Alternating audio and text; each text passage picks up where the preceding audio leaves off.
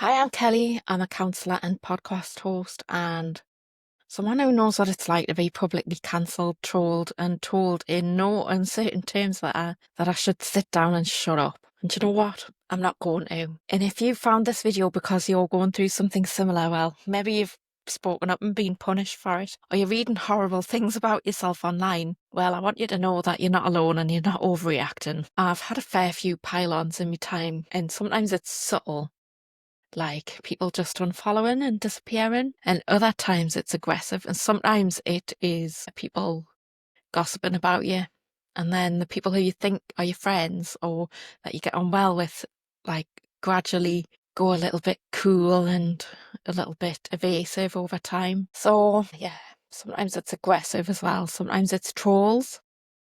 Sometimes it's complete strangers telling me that I don't deserve to be a counsellor with the views that I've got, that I'm a bigot, a boomer, a disgrace to my profession. I've been told that I should be ashamed of myself, and I've been told I deserve to lose everything, and for what?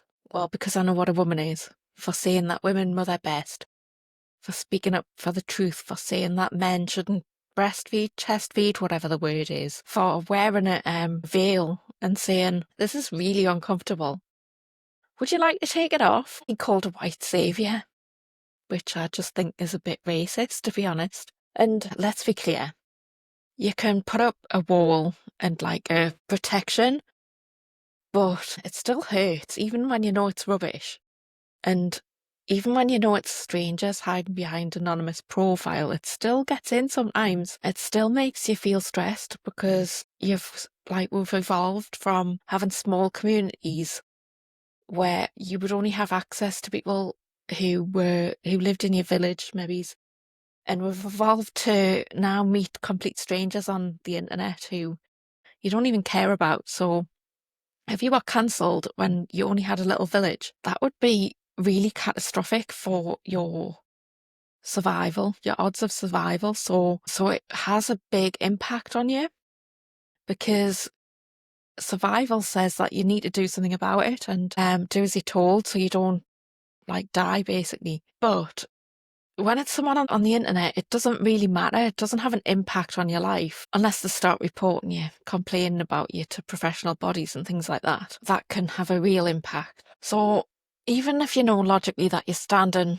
firm, emotionally you feel shaken up. So that's why I talk about cancellation and emotional abuse in the same breath, because often that's what it is. It's public shaming, it's group rejection, it's intense criticism without dialogue, and it mimics the very same dynamics I see in the counselling room with women who've been in narcissistic relationships, abusive friendships, and even controlling families. And here's what happens psychologically when you get trolled or cancelled or pushed out. Like, you go into fight or flight, your nervous system floods, you can't think straight, you become hypervigilant, every new comment or email feels like a threat. So every time you get a notification that you've got an email or a new reply to your comment, it feels like an attack. And so you lose sleep, you replay conversations, and you wonder who's seen the comments, and you scan every interaction for signs of judgment, and you might even shrink. And if you're a woman, especially a strong woman, especially one who's been told continuously throughout her life, you're too loud, you're too opinionated, and you're too emotional, then that shame cuts even deeper. So that's what it is, it's shame. The world already told you growing up that you are too much, and then the trolls have come along and confirmed it. And it's happened again. Here's the thing that I've come to realise, and this is what I want you to hear today. Being cancelled doesn't mean that you're wrong.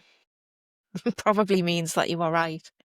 Being trolled doesn't mean you deserved it. Being hurt by it doesn't mean that you're weak.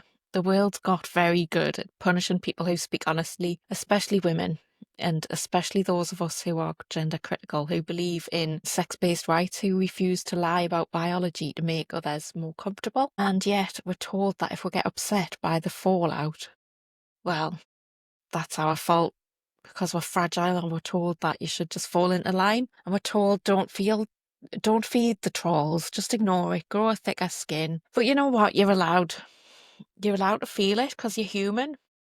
You're allowed to be upset that people misunderstood you. You're allowed to feel grief for the friends who disappeared.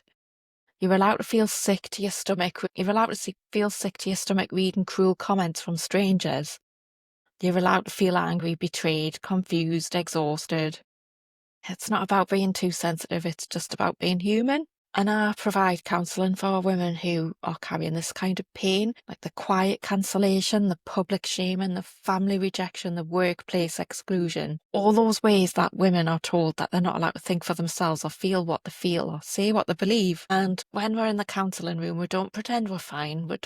I don't gaslight you. We name the pain, we name the abuse, we talk about what it's cost you and what you still want to reclaim. And a lot of women I work with come to therapy not because they're broken, but they're just done pretending that they're fine.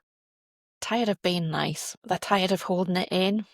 And they're tired of carrying shame for something they didn't cause. And often they don't even realise just how much they've been holding until they sit down and speak it out aloud. And then they say, yeah, that makes sense. And sometimes they cry and it all comes out. So if you're watching this and you've been trolled or ghosted or rejected or harassed or even quietly pushed out for speaking up, I want you to know that counselling can help. And it won't erase what's happened, but it will help you to understand it. And it'll help you separate the truth from the lies, because that's what we do. We challenge things that you have in your head, like, oh, this is how it is because it's always been, and we'll say, hang on a minute, has it really? Was that just how you saw it? Is it true? We'll ask those questions. It'll help you to reconnect with your voice, the one that you shut down to survive. But we need to keep speaking because we know the truth and we know what's right and we have standards. So we need to be speaking up. So it'll help you to reconnect with your voice. And it'll help you find the strength that you need to keep showing up without losing yourself in the process. And most importantly, it just gives you a space to be seen and heard, not judged, not gaslit, just seen and heard. And if that resonates with you, you can find out more about my work at kellyoliverdougall.co.uk. I work online and in person from my base in the northeast, and I specialise in supporting women who've experienced narcissistic abuse, exclusion, ideological bullying and shame, because you're not alone, you're not broken, and you don't have to carry it all by yourself. So please like and comment and share this video if it spoke to you. And if you're ready to take the next step, please reach out because I'm here. And if you like what I'm doing, please go to YouTube if you're not already. Depending on where you're watching this, please go onto YouTube and subscribe. Like me page if you're not already, and give my content a share. It really helps me to connect with more women who could do with a bit of support.